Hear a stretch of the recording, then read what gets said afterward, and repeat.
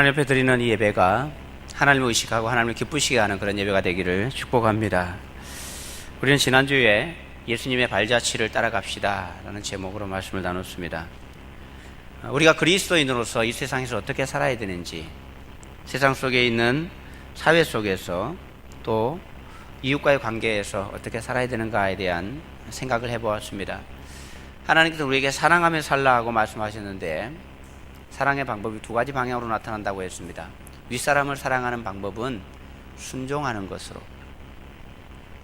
아랫사람을 사랑하는 방법은 섬기는 것으로 사랑을 표현한 것이라 그랬습니다. 우리가 이웃과의 관계에서, 사회 속에서 예수님을 본받아 그분의 발자취를 따라가는 삶은 순종과 섬김의 삶입니다. 우리 모두가 다 그런 삶을 살아가기를 축복합니다. 오늘 말씀의 제목은 그리스도인의 가정생활입니다. 지난주까지 우리가 그리스도인으로서 세상 속에서, 사회 속에서, 이웃과의 관계에서 어떻게 살아야 되는가 하는 것을 생각해 봤다면, 오늘 본문은 우리가 가정에서는 어떻게 살아야 되는가 하는 것들을, 그리스도인으로서 가정에서의 모습이 어떠해야 되는가 하는 걸 우리에게 보여주는 말씀이라고 할 수 있겠습니다.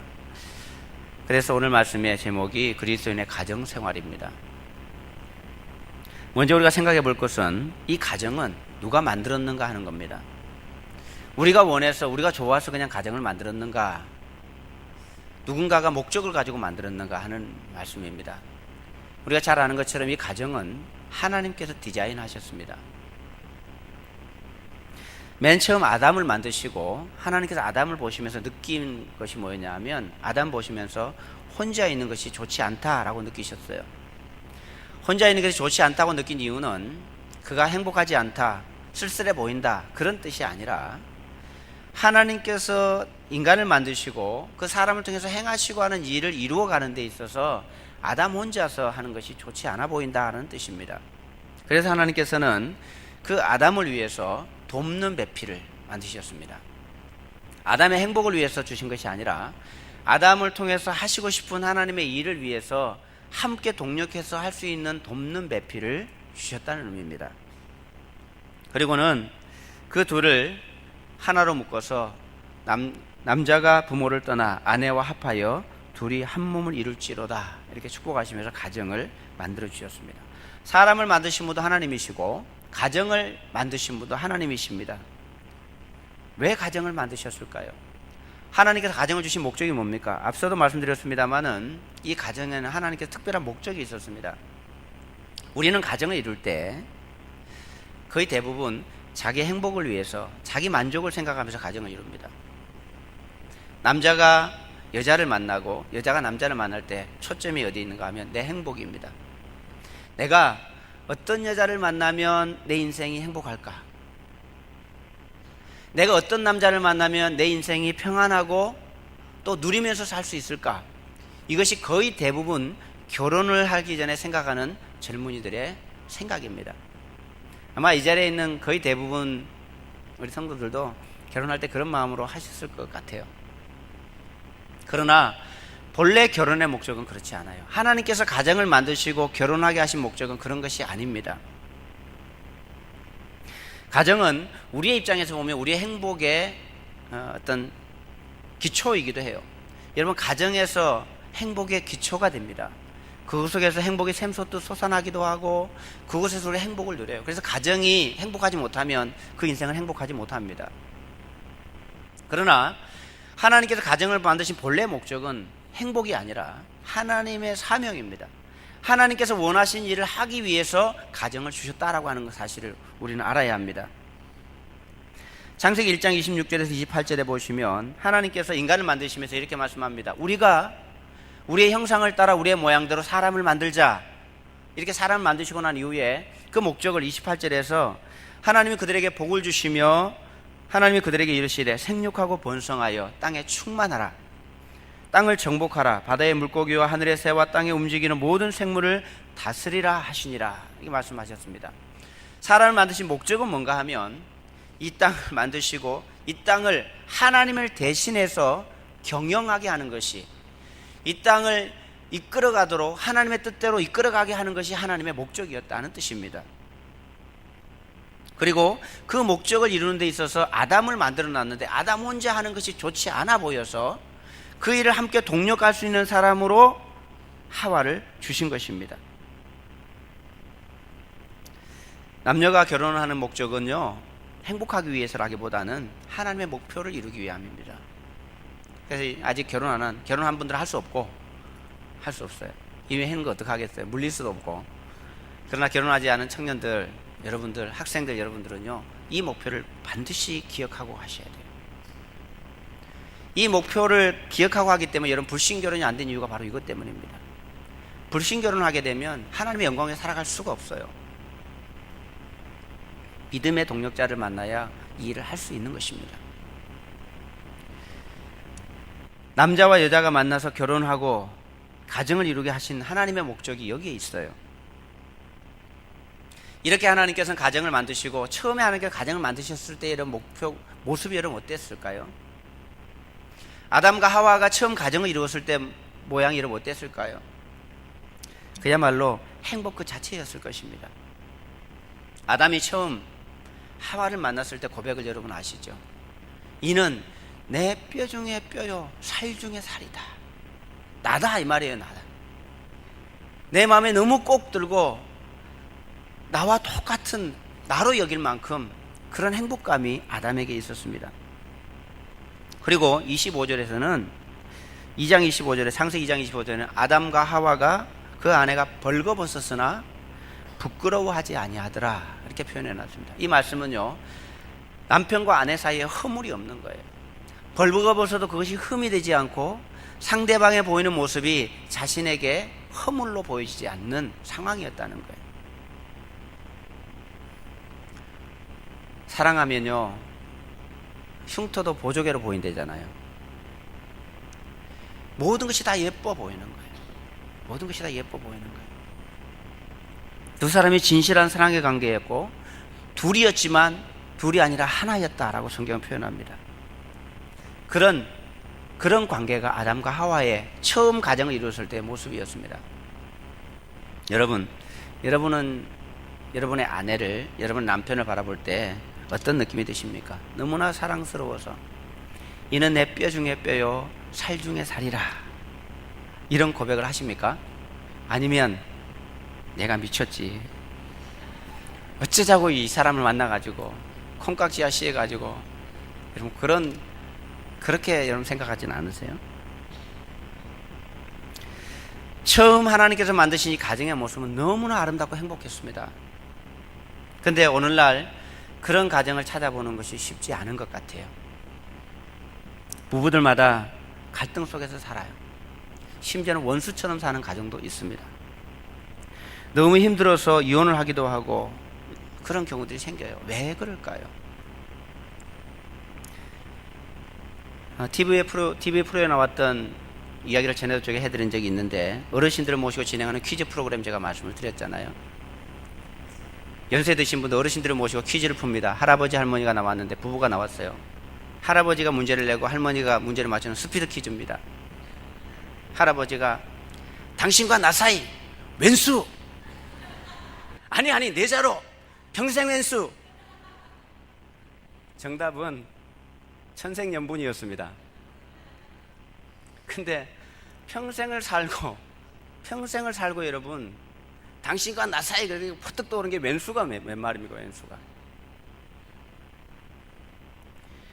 참 우스운 장면이긴 합니다만 어쩌면 우리 속에 그런 것들을 안고 살아가는 것이 아닌가 그런 생각이 들기도 합니다. 왜 가정이 이렇게 변했을까요? 우리가 말은 안 하고 겉으로는 괜찮은 체 하지만 우리도 부부 사이에서 수많은 갈등 속에서 살잖아요. 등 돌리고 말 안 하고 등지고 살아가는 부부들도 많아요. 왜? 하나님께서 본래 만드신 가정은 행복하고 평안하고 아름다웠습니다. 그런데 왜 우리의 가정은 행복한 것 반대로 원수처럼 살고 있는 걸까요? 언제부터 왜 이렇게 변했을까요? 그 이유가 창세기에 나옵니다. 하나님께서는 이 가정을 이루면서 하나님의 목적을 이룰 수 있는 가정으로, 그리고 그 가정을 함께 이루기 위해서 부부가 만나서 행복하게 그 일을 이루어갈 수 있도록 하나님께서 만드셨는데, 가정이 변질되고 깨어져 버렸습니다. 그 이유가 죄 때문입니다. 죄가 들어오면서 갈등의 요소가 생겨나게 되고 부부 사이에 원수가 돼가기 시작합니다. 아담과 하와가 죄를 짓고 난 이후에 그 가정은 더 이상 행복의 자리가 되지 못하고 상처를 주는 공간이 되어버립니다. 부부 사이가 예전과 달라졌어요. 더 깊은 사랑의 관계로 나가지 못하고 서로 핑계하고 죄를 떠넘기고 당신 때문이라고 말하는 관계가 되어버립니다. 하나님께서 아담에게 왜 선악과를 따먹었느냐라고 물었더니 아담이 대답합니다. 하나님께서 나에게 주신 저 여자 때문에 그렇습니다 라고 얘기합니다. 아담은 여자 핑계를 대고 또 하나님 핑계를 댑니다. 서로 아끼고 사랑하던 관계가 비난하고 책임을 전가하는 어색한 관계가 되어버린 것입니다. 또 아내들은 남편을 무시합니다. 남편의 권위를 인정하지 않습니다. 남편에게 서슴없이 대들고 반항합니다. 오히려 기득권을 자기가 잡고 남편을 지배하려고 하는 욕망들이 여자들 속에 생겨났습니다. 그러니 남편들이 외롭잖아요. 집에 들어가도 좋은 소리 못 듣고, 그러니까 자꾸 남자들이 밖에서 방황합니다. 집에를 못 들어가고. 남편들도 아내에게 돈만 벌어다 주면, 생활비만 갖다 주면 자기 역할을 다 한 것이라고 생각을 합니다. 아내와 말다툼을 하면 남자가 여자에게 말다툼하고 이기는 법이 거의 없습니다. 근데 한 가지 이길 수 있는 건 힘은 이길 수 있거든요. 그러니까 폭력을 휘두릅니다. 힘을 가지고. 서로 주도권을 잡으려고 서로 자존심 싸움을 하면서 사랑의 관계가 아닌 원수의 관계가 되어버리는 것입니다. 그렇게 사랑해서 당신 없으면 못 살겠다고 고백하고 결혼하고서는 얼마 지나지 않으면 이런 관계로 변질되어 버립니다. 부부 사이만 그런 것이 아니라 부모와 자식도 마찬가지예요. 죄가 들어오면서 부부 사이만 깨진 것이 아니라 부모와 자식과의 관계도 깨집니다.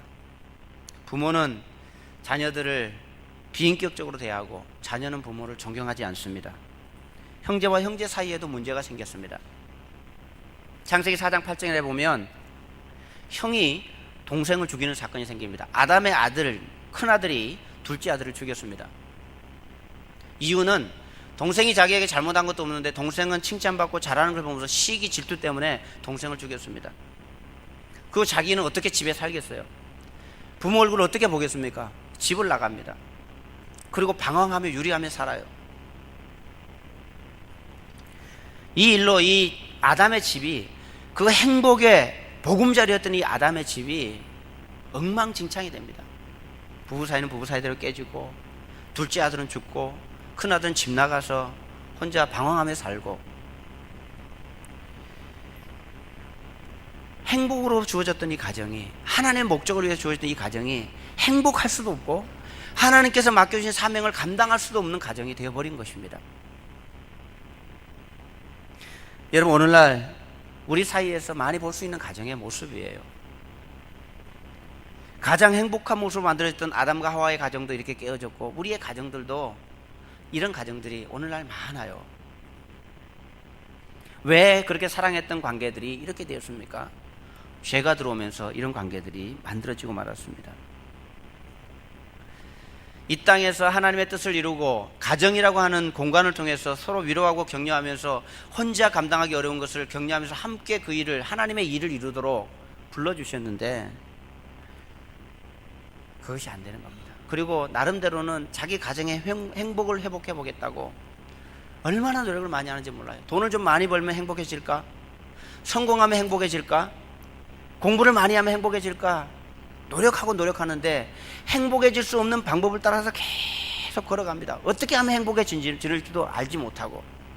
그래, 행복은커녕 노력하면 노력할수록 더 어려워지는 거예요. 여러분, 가난할수록 부부 사이가 좋다는 얘기가 있어요. 가난할수록 가족 간의 관계, 유대 관계가 치밀하다는 것이 있습니다. 선진국 갈수록 다 뿔뿔이 흩어져서 각각 자기의 삶을 살고 있어요. 행복하기 위해서 그렇게 했는데 행복하지 않아요. 하나님의 뜻을 이루지도 못해요. 시대가 지날수록 더 풍요로워질수록 점점 더 타락하고 악한 모습으로 변해가는 그 모습이 우리의 가정의 모습이 되어버렸습니다. 그렇다면 여러분, 어떻게 할 때 이 가정이 회복되겠습니까? 가정이 깨어진 원인이 있었으니 그 원인을 제거하고 그 원인을 돌아가는 것이, 본래 처음으로 돌아가는 것이 가정이 회복되는 중요한 방법일 것입니다. 죄로 말미암아서 이 영적인 문제 때문에 생겨난 거예요. 그래서 이 문제가 회복되지 않으면 가정은 회복이 안 돼요. 아무리 좋은 프로그램을 가지고 자기를 수양하고 다루어도 안 되는 거예요.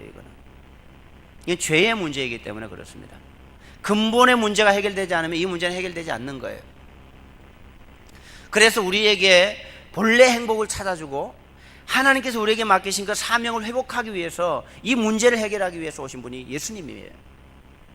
베드로전서에서 계속해서 베드로가 우리에게 전제를 하고 있는 것이 너희는 그리스도인이라는 거예요. 예수 그리스도를 통해 하나님의 자녀가 되었다라고 하는 것을 전제로 합니다. 그 이유는 뭐냐 하면 이 문제를 해결한, 우리가 죄로 말미암아 깨진 우리 관계들의 근본적인 문제를 해결해 놓은 상황이라는 거예요. 그래서 예수님께서 그 문제를 해결하고 난 다음에 우리의 삶이 어떠해야 되는가를 계속해서 설명해 내는 것입니다. 세상 속에서는 어떻게 살아야 되는지, 이웃과의 관계에서는 어떻게 살아야 되는지, 우리 가정의 본래의 모습은 어떻게 돼야 되는지에 대해서 말씀을 하고 있는 거죠. 그리고 오늘 본문 3장 바로 앞에 나오면 2장 22절부터 25절까지 보면 우리의 죄 문제 때문에 어떻게 예수님께서 해결하셨는가 하는 것을 설명하고 있어요. 그분이 오셔서 욕을 당하셨습니다. 우리가 당해야 될 욕을 대신 당하셨어요. 그리고 우리가 당할 고난을 대신 당하셨고 친히 나무에 달리셨습니다. 우리가 십자가에 못 박혀야 되는 존재예요, 죄 때문에. 근데 우리를 위해서 십자가에 못 박혀 돌아가셨습니다. 채찍에 맞음으로 나음을 입게 해주셨고 25절에서 너희가 전에는 양과 같이 길을 잃었더니 이제는 너희 영혼의 목자와 감독 되신 이에게 돌아왔느니라.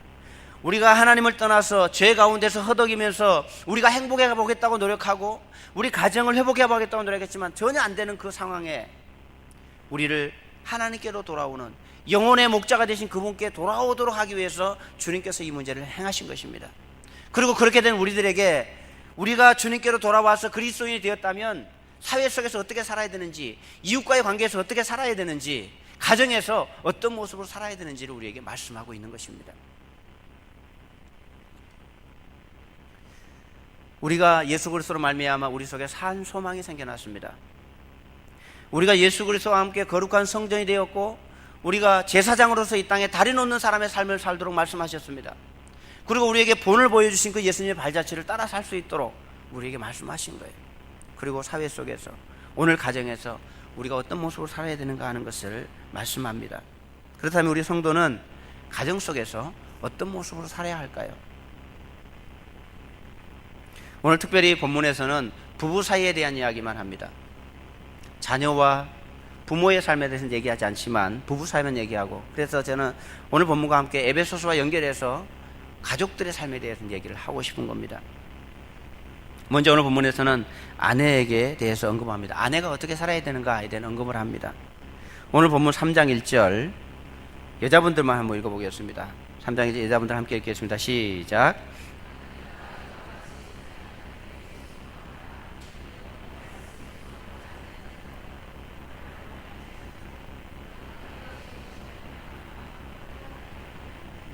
아멘.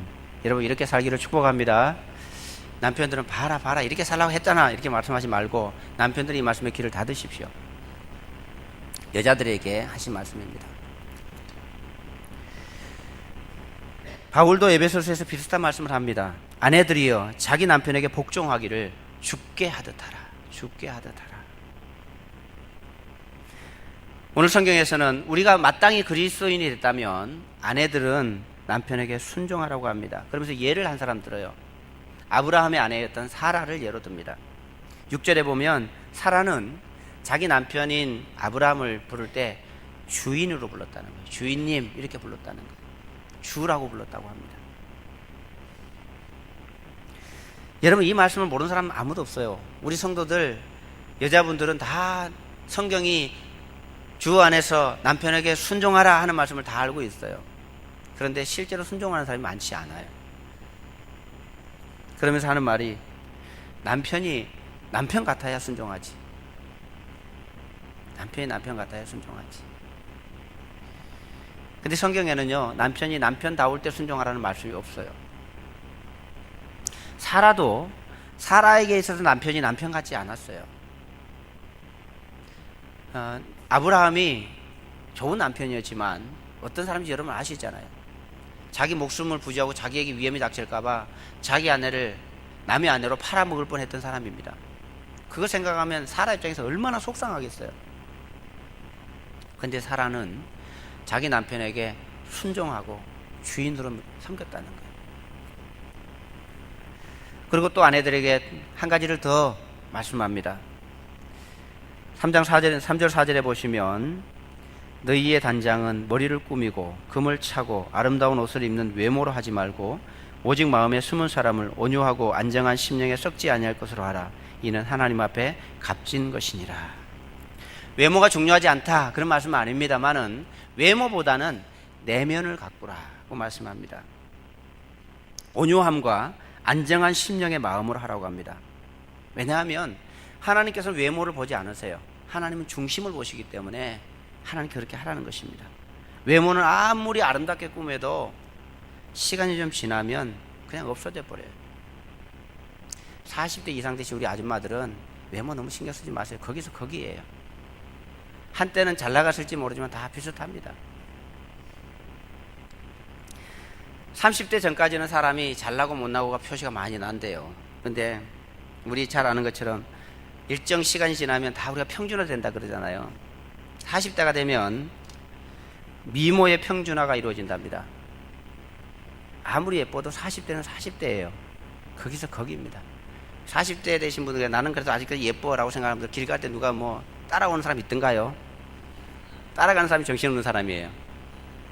거기서 거기에요. 여러분 다 비슷합니다. 50대가 되면 지성의 평준화가 이루어진다고 합니다. 많이 배운 사람이나 좀 덜 배운 사람이나 뭐 별로 할 일도 없고 그저 그렇다는 거예요. 60대가 되면 물질의 평준화가 된다죠. 돈 있는 사람도 쓸데없고 돈 있는 사람 그렇고 뭐 특별히 쓸데도 없는. 70대가 되면 건강의 평준화가 된답니다. 아무리 건강해도 할 일은 비슷한. 80대가 되면 목숨이 평준화가 된대요. 집에 있으나 산에 있으나 비슷하답니다. 사나 죽으나 뭐 거기서 거기란 얘기겠죠. 그렇다고 여러분 연세 드신 분들은 무시해서 하는 얘기가 아니에요. 그런 우스갯소리를 한다는 얘기예요. 생각을 하는. 그래서 우리가 외모에 대해서 너무 많은 신경을 쓰고 외적인 것에 관심을 갖지 말라는 이야기예요. 오늘 성경에서는 특별히 여자들에게 외모를 단장하는 보석을 차고 좋은 옷을 입고 이런 것들보다는 자기의 내면을 가꾸는 것에 마음을 쏟으라고 말씀하고 있습니다. 우리 모든 여자 성도님들은 하나님 앞에 자기 내면을 꾸미고 아름답게 해서 값진 인생을 살아가는 분들 되기를 축복합니다. 그러면 남편들은 어떤 삶을 살아야 되는가 하는 것입니다. 베드로는 아내들에게만 말한 것이 아니라 남편들에게도 말씀합니다. 오늘 7절 말씀은 남편들에게 하신 말씀입니다. 남자들만 7절 말씀 읽어보겠습니다. 함께 읽겠습니다. 남편들아 이와 같이 지식을 따라 너희 아내와 동거하고 그를 더 연약한 그릇이요 또 생명의 은혜를 함께 이어받을 자로 알아 귀히 여기라. 이는 너희 기도가 막히지 아니하게 하려 함이라. 아멘. 이 말씀을 보면요, 남편들이 아내의 마음을 잘 몰라서 그들의 마음을 잘 헤아리지 못해서 아내의 마음을 아프게 하고 힘들게 한다는 것을 알 수 있습니다. 여자들은 남편들보다 연약한 그릇이다, 깨지기 쉬운 존재다 라고 말씀합니다. 실제로 여자들은 남자들에 비해서 굉장히 예민해요. 예민해서 작은 일에도 감동하지만 반대로 별것 아닌 것 같은데도 상처를 입는 경우가 생기는 것 같아요. 그래서 베드로는 더 연약한 것으로 여기고 생명의 은혜를 함께 이어받을 자로 알아서 귀히 여기라고 말씀합니다.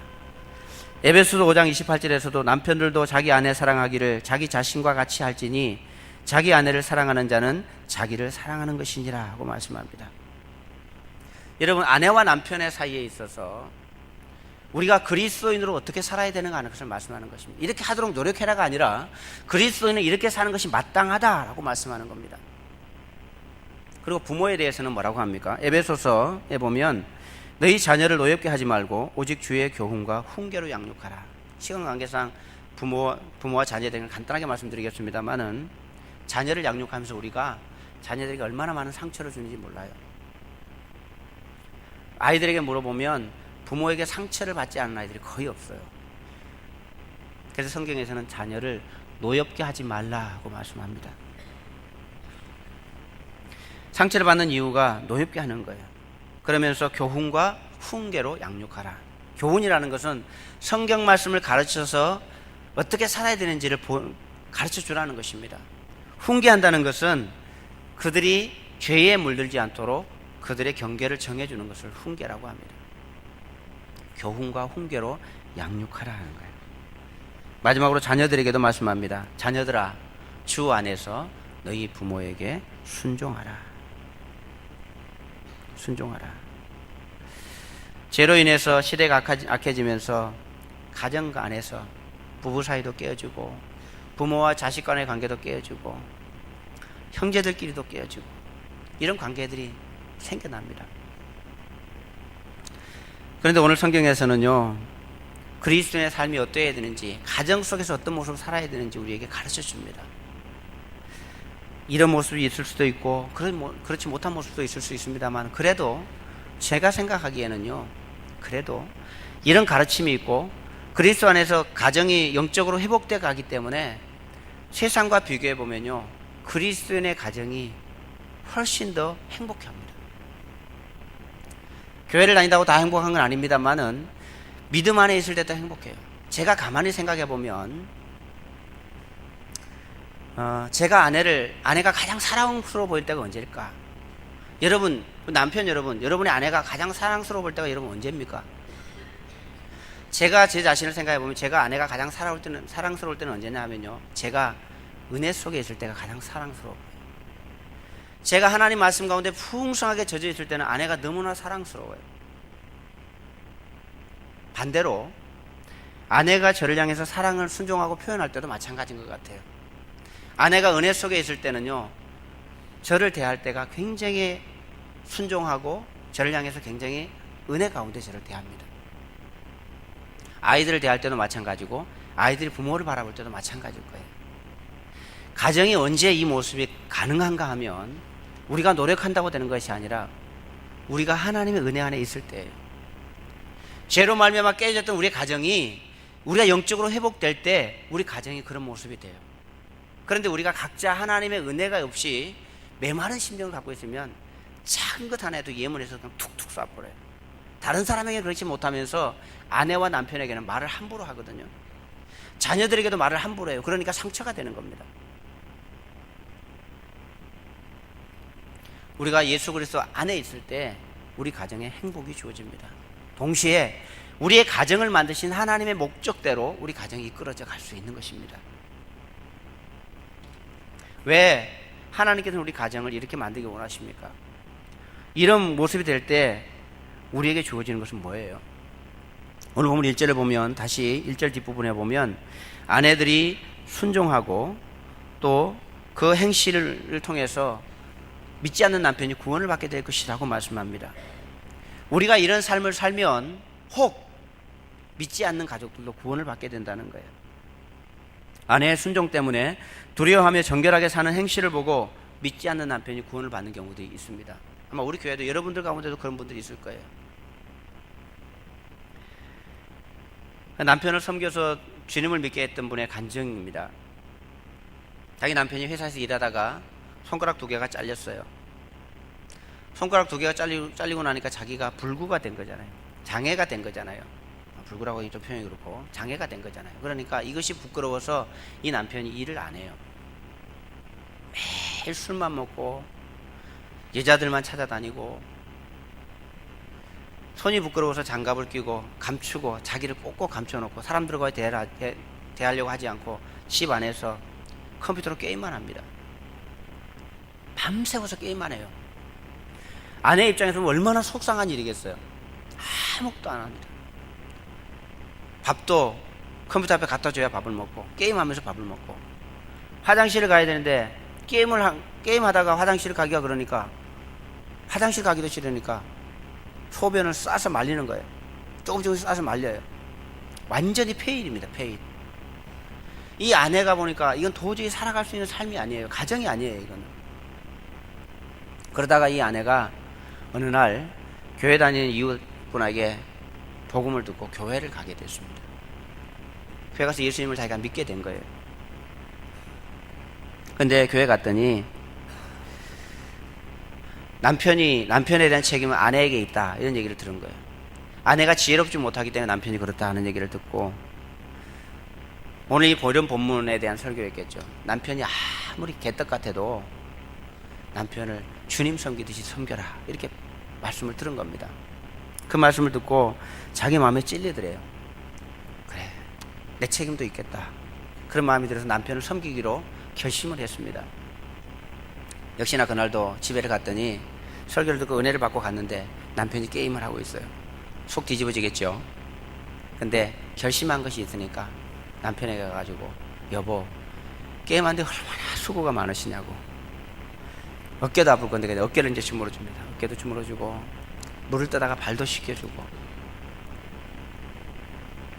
근데 그런 일을 매일 반복하면서 남편이 고마운 줄을 알고 그러면 좋겠는데, 이러면서 남편이 오히려 무시하고, 너 교회 가더니 완전히 미쳤구나, 미쳤어, 막 이런 얘기를 들으니까 더 속이 상하는 거예요. 12번도 더 때려치고 싶은데 꼭 참고 섬기면서 새벽 기도를 나가 하나님께 기도를 합니다. 근데 또 새벽 기도 갔더니 또 그 말씀이 들려요. 남편을 세우고 남편을 섬기려면 남편이 좋아하는 것이 뭔지 알고 그 남편이 좋아하는 것을 해주라는 거예요. 지혜로운 아내는 남편이 원하는 것이 뭔지 알고 하는 사람이고, 미련한 아내는 자기가 좋다고 생각하는 걸 한다는 거예요. 그러니까 싸우잖아요. 왜 이거 안 하고 저거 안 하고, 이렇게 싸우잖아요. 그런다고 바뀌는 게 아닌데. 그 말을 듣고 가서 물었습니다, 남편에게. 여보, 내가 당신이 좋아하는 걸 해주고 싶은데 뭘 해주면 좋겠어요? 그랬더니 남편이, 당신은 나는 딴 거 다 필요 없고, 내가 지금 이 게임을 하고 있는데 이 게임 레벨을 한 50까지 올려야 되는데, 이 게임을 당신이 배워서 게임 점수를 높여주면 좋겠다는 거예요. 그것도 레벨 50까지 올려주면 교회를 한번 따라가 주겠다고 얘기를 한 겁니다. 그 얘기를 듣고 이 아내가 밤새워서 게임을 배웠어요. 그래서 이 게임을 한 겁니다. 드디어 레벨 50으로 올려줬어요. 그랬더니 남편이 약속했으니까 교회를 따라왔습니다. 가끔씩 그렇게 교회를 한 번씩 따라오고. 그러다가 아내가 생각하기에 남편에게 또 물어봤어요. 여보, 새벽기도 한 번만 가면, 새벽기도 한 번 가면 내가 당신 원하는 컴퓨터를 사줄게. 이 남편의 입장에서는 게임을 하는 사람한테 컴퓨터가 좋은 컴퓨터여야 되거든요. 그 말 듣고 가주지, 뭐 그거 어렵면 어렵나, 이렇게 해서 컴퓨터를 사주기로 하고 새벽기도로 가게 된 겁니다. 근데 이 남편이 그날 새벽기도로 가서 하나님을 만났어요. 그 남편 때문에 이 아내가 얼마나 울면서 기도를 많이 했겠어요. 새벽기도 가서 하나님 만난 겁니다. 그날 하나님을 만나고 이 남편이 그날로부터 40일 동안 새벽기도를 합니다. 그 기간 동안에 술도 끊고, 자기 핸드폰에 저장된 여자들의 전화번호도 다 지우고, 게임도 안 하고, 그렇게 예수님 만나서 살아가게 된 겁니다. 그리고 지금은 교회의 중요한 직분을 맡아서 하나님 앞에 신실한 사람으로 변화가 된 것입니다. 아내들에게 당신의 순종으로, 당신의 섬김과 행실 때문에 영원히 구원을 받을 수 있다라고 하는 말씀을 해주고 있는 겁니다. 그리고 4절에서는 이런 삶이 하나님께 값진 것이라는 거예요. 우리가 하나님 앞에 이 세상에 성공하는 것, 이 세상에 누렸던 것들은 하나님께 값진 것이 하나도 없어요. 그러나 이 섬김과 이 삶이 하나님께 값진 삶이 된다는 거예요. 하나님 앞에 가면 이것 때문에 하나님 앞에 칭찬받을 거예요. 7절에서는 이렇게 살 때 남편의 기도가 막히지 않는다고 합니다. 저도 경험해봐요. 아내하고 관계가 불편해지면 기도가 잘 안 돼요. 아내하고 관계가 불편해지면 설교하기가 힘들어요. 그래서 제가 전에도 말씀드렸지만 제 아내에게 제가 설교하기 전에는 아무리 불만이 있어도 나한테 따지지 마라. 설교 마치고 나면 따지라고 제가 그랬어요. 그렇다고 우리 집사람이 늘 저한테 따지는 거 아니에요. 별로 따지는 거 없어요. 그런데 그렇다는 거예요. 기도가 막히지 않도록 아내를 귀히 여기고 사랑해야 기도가 막히지 않는다는 거예요. 기도가 막힌다는 것은 은혜의 통로예요. 은혜의 통로가 막힌다는 겁니다. 사랑하는 성도 여러분, 성도의 가정생활은 영혼의 구원을 이루고 하나님의 은혜의 통로를 열어가고 이 땅에 하나님의 역사를, 하나님의 뜻을 이루어가기 위해서 반드시 해야 할 생활입니다. 너희가 할 수 있으면 이렇게 해라가 아니라 그리스도는 이렇게 살아야 하는 것이 마땅하다라고 우리에게 말씀하고 있는 거예요. 여러분의 가정은 여러분 어떠십니까? 아내는 남편에게 순종하고 남편은 아내를 사랑하고 부모는 자녀를 믿음 안에서 양육하고 자녀는 부모를 주 안에서 순종하고 그 안에서 가정의 행복이 이루어지고 그런 모습을 통해서 하나님께서 원하시는 일들이 가정을 통해서 세워져 가는 일들, 그것이 하나님께서 가정을 만드신 목적입니다. 근데 오늘날 많은 가정들이 하나님과 관계없는 자기의 목표를 정하고 자신의 행복을 위해서, 자신의 성공을 위해서 달려갑니다. 그럼 그 안에는 하나님의 은혜가 없어요. 아무리 잘 나가고 아무리 잘 돼도 그건 하나님의 본래 만드신 가정의 목적을 이루는 것이 아닙니다. 사랑하는 성도 여러분, 우리가 부족해서 다 그렇게 못하지만 이 일들이 우리의 삶입니다. 그리스도의 삶입니다. 혹시 여러분들은 완벽하지 못하지만 오늘 여러분의 가정생활을 생각하면서 내가 남편으로서 혹은 아내로서 아버지로서 자녀로서 내가 고쳐가야 될 부분은 뭔가, 성경에서 원하는 대로 내가 행하지 못하고 있는 것은 무엇인가. 하루아침에 할 수 있는 것은 아니지만 조금씩 하나씩 우리가 마음에 정해서 실천해 갈 때 우리 가정이 주님께서 기뻐하시는 가정이 되리라고 믿습니다. 오늘 여러분 말씀을 생각하시면서 내가 해야 될 일은 뭘까? 우리 가정의 이 모습을 위해서 나에게 요구되는 건 뭔가? 작은 것 하나도 실천할 수 있도록 여러분 한 가지를 정하시고 순종해 보기를 원합니다. 그럴 때 하나님께서 우리 가정을 복되게 사용하실 줄 믿습니다. 그 기도 제목을 가지고 우리 함께 기도하기 원합니다. 여러분 생각나는 거 가지고 아내에게, 남편에게, 가족들에게 행하지 못했던 것들, 해보기로 결심한 것들을 한 가지씩 정하고 이 시간에 그것을 위해서 함께 기도하도록 하겠습니다. 기도합니다. 하나님